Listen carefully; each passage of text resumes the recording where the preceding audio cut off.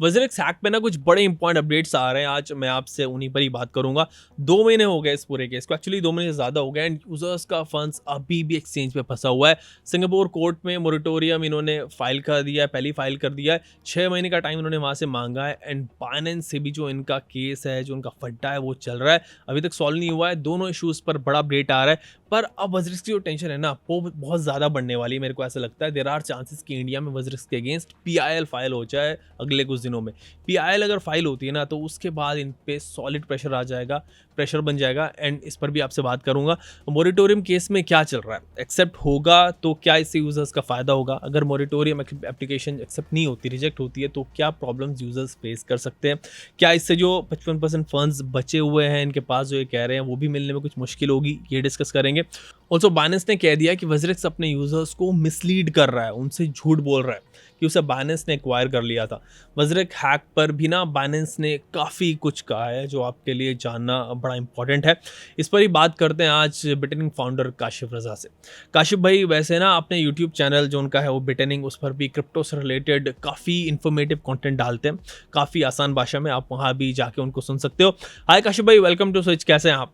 मैं ठीक हूँ सर। आप कैसे हैं? काशिफ भाई, वज़ीरिक्स हैक में ना कुछ लोगों को लग रहा था कि बाइनेंस वज़ीरिक्स को ना बेल आउट करा सकता है, जो फंड्स चोरी हुए हैं यूजर्स के, वो इसी तरीके से, मतलब ये एक तरीका है वापस मिलने का। बट बाइनेंस ने तो यार यहाँ पे ना सब कुछ इस बार क्लियर ही कर दिया कि भाई वज़ीरिक्स से उनका कोई कनेक्शन नहीं है किसी भी तरीके का। बाइनेंस ने क्या बोला है अपने स्टेटमेंट में, आप यूजर्स के लिए ना थोड़ा आसान भाषा में प्लीज़ बताएं, बिकॉज ये जानना यूजर्स के लिए इंपॉर्टेंट है, स्पेशली उन लोगों के लिए जिनका पैसा एक्सचेंज में फंसा हुआ है। तो बाइनेंस का बेसिकली क्या था कि आई थिंक मैं अकेला था जो बाइनेंस के पीछे पड़ा हुआ था कि भाई वो आपको कोर्ट के अंदर एफिडेविट के अंदर आपका नाम ले रहा है, आपको पार्टी बना रहा है, आपको ड्रैग कर रहा है।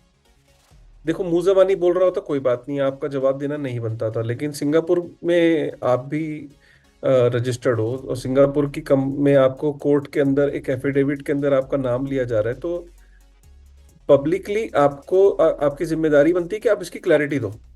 बस यही चाह रहा था मैं, फाइनली क्लैरिटी दे दी। और I think it's a good sign कि बाइनेंस ने इंडियंस को का ख्याल रखा कि भाई एक क्लैरिटी देनी ज़रूरी है। 3 बातें करी उन्होंने जो मेजरली जो अपने ब्लॉग में।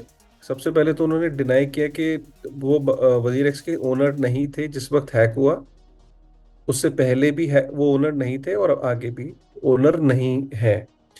दूसरी बात उन्होंने ये बोली जो मोटी मोटी वो सबसे इम्पोर्टेंट बात कि वजीरेक्स को कि वो बाय करने का उन्होंने इंटरेस्ट शो किया था, अग्रीमेंट भी साइन किया था, कुछ कंडीशंस थी वो मीट आउट नहीं हुई थी, उसके बाद उन्होंने ड्रॉप कर दिया।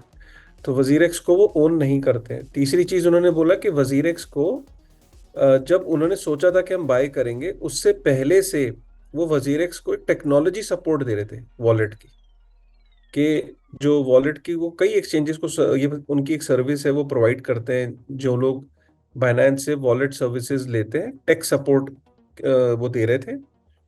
और जब उन्होंने इंटेंट शो करी वजीरेक्स को बाय करने की, तब भी वो उन्होंने सपोर्ट दी। फिर जब डिस्प्यूट पैदा हुआ तो वजीरेक्स ने बोला कि मेरे फंड्स वापस कर दो। हमने उनके फंड्स वापस कर दिए और उसके बाद उन्होंने लिमिनल की सर्विसेज ले ली, हमारी सर्विसेज छोड़ दी थी। चौथी चीज उन्होंने बोली कि जो वजीरेक्स और बाइनेंस का जो ये डिस्प्यूट है, उसमें जो यूजर एग्रीमेंट साइन होता है उसमें कहीं पे भी हमारा नाम नहीं है। तो ये एक तरीके से हम गुमराह किया जा रहा है, बाइनेंस का कोई लेना देना नहीं है। पांचवी चीज उन्होंने बोली कि अगर जो कोर्ट में केस चल रहा है, वो कोर्ट में केस जो चल रहा है उसका कोई भी आउटकम हो, एक चीज पक्की है कि बाइनेंस ने बोला कि हम किसी भी तरीके की कोई लाइबिलिटी नहीं लेंगे, नहीं हम वजीरेक्स के ओनर है, तो हमारे ऊपर किसी भी तरीके की लाइबिलिटी बनती ही नहीं है। और जो एक और इम्पोर्टेंट चीज उन्होंने बोली कि जो मल्टी सिक था, जिसमें अलग अलग लोगों को साइन करना होता था, ट्रांजैक्शन को अप्रूव करना होता था, उसमें बाइनेंस के पास कोई भी अप्रूवल नहीं था। और उन्होंने लास्ट में ये बोला कि जो यूजर्स हैं इंडिया में उनको अकल लगानी चाहिए, और ये सारे हमने फैक्ट्स बता दिए। और कहीं पे भी बाइनेंस का कोई रोल नहीं है, ना ही बाइनेंस ओनर है। ठीक है, तो ये उन्होंने बाइनेंस ने क्लैरिटी दी है। आई थिंक ये क्लैरिटी उनके आने के बाद अब जो एक बार बाइनेंस ने क्लैरिटी दे दी, अब आपने कोर्ट के अंदर जो बोला है वो उन्होंने क्लियर कर दिया बाइनेंस ने। अब अगर कोई इनको बोलना है तो ये बोल सकते हैं, ब्लॉग ब्लॉग में कर सकते हैं। अब कोर्ट के अंदर तो केस चल ही रहा है बाइनेंस और वजीर एक्स का, तो लेट्स सी। बट बाइनेंस ने क्लैरिटी दे दिया है। काशिफ भाई, बाइनेंस की तरफ से स्टेटमेंट आ गया। बाइनेंस ये कह रहा है कि भाई निशल ने यूजर्स से झूठ बोला, लोगों को मिसलीड किया। तो भाई अभी ये क्या कहा जा सकता है कि ये लोग लोगों को मिसलीड कर रहे थे, अब तक झूठ बोल रहे थे? देखिए, बाइनेंस ये बोल रहा है कि वजीर एक्स ने मिसलीड किया, ठीक है। और उसके बाइनेंस की क्लेरिफिकेशन से तो यही लगता है कि वजीर एक्स ने मिसलीड किया है। अब वजीर एक्स को लगता है कि नहीं वो सच बोल रहा है, तो भाई अब तुम बार बार जब तुमसे कोई बात की जाती है तो तुम ये बोलते हो कि कॉन्फिडेंशियल है, कॉन्फिडेंशियल है। कॉन्फिडेंशियल के नाम पे तुम कोई क्लैरिटी देते नहीं हो। तो अब बाइनेंस ने अपना क्लैरिफिकेशन दिया, अपने तथ्य रखे हैं। अब तुम्हें अगर बाइनेंस को प्रूव करना है तो कुछ बड़ा लाना पड़ेगा।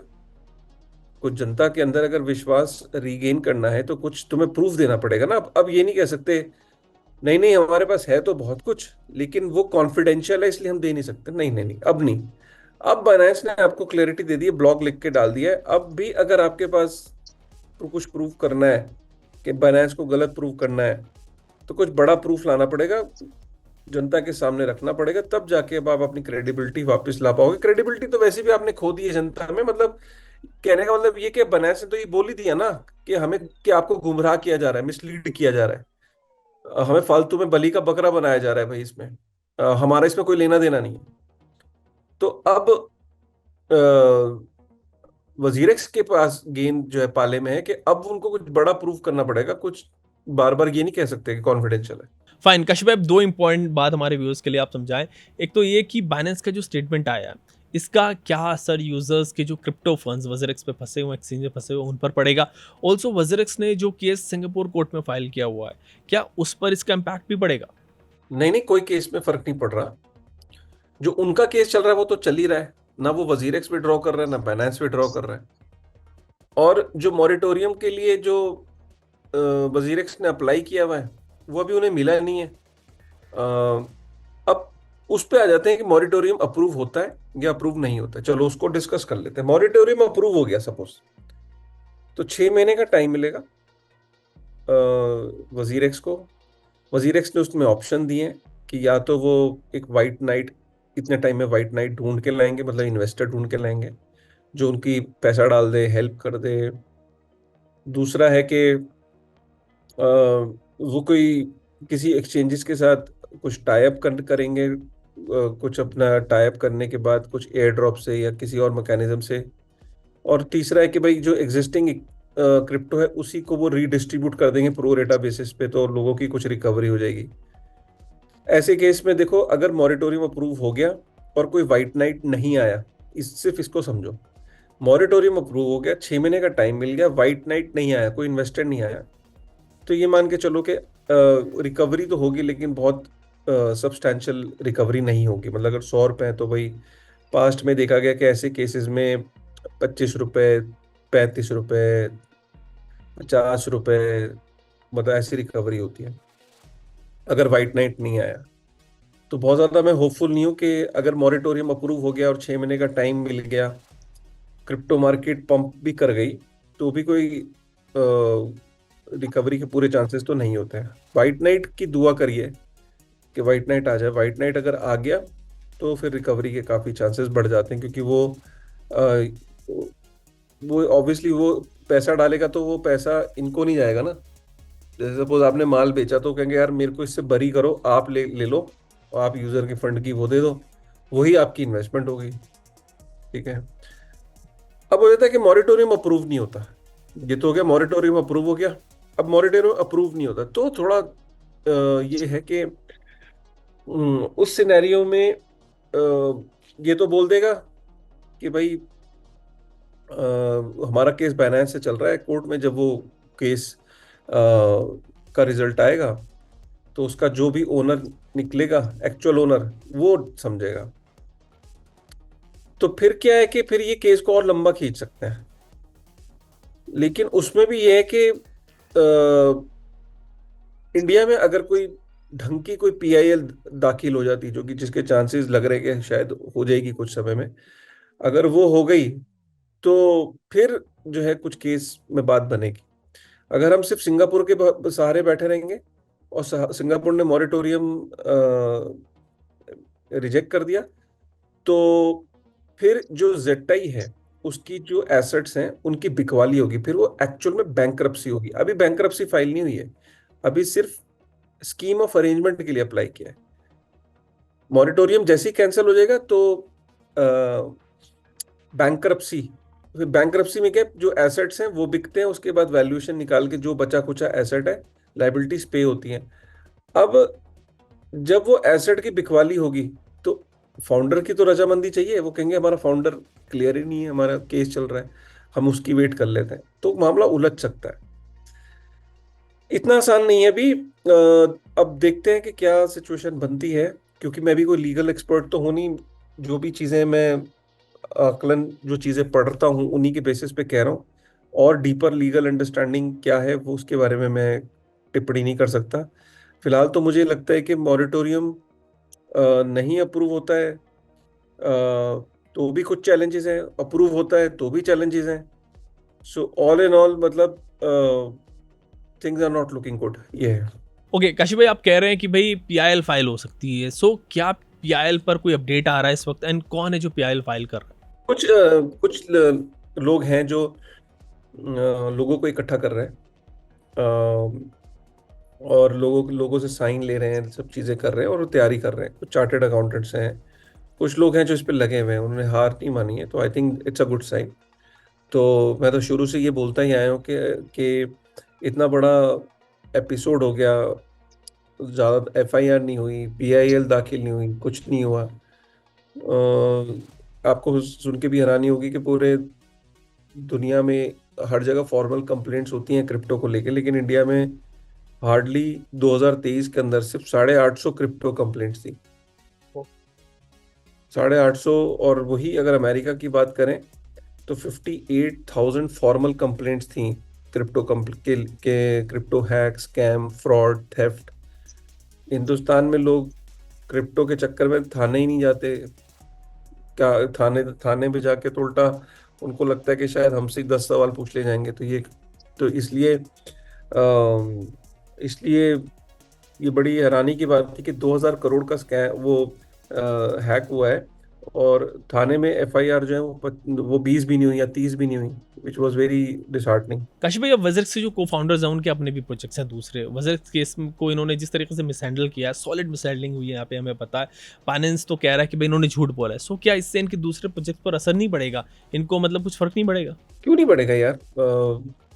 जैसे अगर निश्चल की बात करें, वो यहाँ पे भी सीईओ है, शार्डियम में भी सीईओ है, काफी लोग वहाँ छोड़ के गए हैं। शार्डियम के अंदर बहुत सारे लोगों ने छोड़ा है, अभी पीछे कुछ ट्विटर पे काफी बड़े बड़े जिनके डेवलपर्स थे उन्होंने छोड़ा है। और जो मार्केट के अंदर एक क्रेडिबिलिटी गिरती है, आपको फंड रेज नहीं होते हैं, नए फ्रेश फंड आपके कोई डालता नहीं है, आपकी क्रेडिबिलिटी भी डाउन होती है। छोटी सी इंडस्ट्री है, कोई बहुत बड़ी इंडस्ट्री नहीं है, तो it's a setback for for them, no doubt about it. और चाहे वो दूसरा कोई प्रोजेक्ट कर रहे होंगे तो उसमें भी एक तो यूजर सेंट्रिक पर्सपेक्टिव से भी रिटेल कॉन्फिडेंस लूज कर देता है, और फंडिंग के पर्सपेक्टिव से भी फ्रेश फंडिंग्स नहीं मिलती हैं। तो ऑल इन ऑल यस, ये इतना बड़ा काम हुआ है कि वजीर एक्स का, कि इसका डेफिनेटली उसके और प्रोजेक्ट्स पे भी और फ्यूचर के पर्सपेक्टिव पे भी फर्क पड़ेगा। ओके, थैंक्स काशी भाई फॉर दिस। आज इस वीडियो को इतना ही रखते हैं, थोड़ा शॉर्ट में रखेंगे। हमने काफ़ी लंबी लंबी बातें भी की हैं वजरेक्स के इशू पे, एंड आई थिंक यूजर्स को इससे काफ़ी कुछ आइडिया मिलेगा कि उनके जो फंड्स है उससे रिलेटेड क्या चीज़ चलनी चाहिए। और एक वीडियो आपके साथ अलग से करेंगे। आई थिंक व्यूअर्स को मैं बता देता हूँ कि क्रिप्टो में आप कैसे स्टार्ट करें। मतलब अभी जो लोग फंसे हुए हैं वो इसलिए फंसे हुए हैं ज़्यादातर लोग, क्योंकि उनको पता नहीं था कि किस तरीके से अपने फंड्स को क्रिप्टो पे रखना है, एक्सचेंज पे रखना है, क्या क्या प्रिकॉशंस वहाँ पे लेने चाहिए। ऑल्सो मतलब कुछ लोग ऐसे भी थे जिनको ना बहुत जल्दी ये चीज़ थी कि भाई मैं पैसे डालूं और एकदम से वो 5x 10x शूट हो जाए, तो ये तरीका सही नहीं होता। इस पर हम बात करेंगे आपसे इन डिटेल। आज के लिए इस वीडियो को इतना ही रखते हैं। वजरेक्स और बाइनेंस से रिलेटेड जितने भी आपके क्वेश्चंस रहेंगे, अगर कुछ व्यूअर्स के हैं तो कमेंट सेक्शन में आप लिख देना। नेक्स्ट वीडियो मैं इसको लूँगा, और आज के लिए बस अगेन इतना ही। Thanks for watching switch.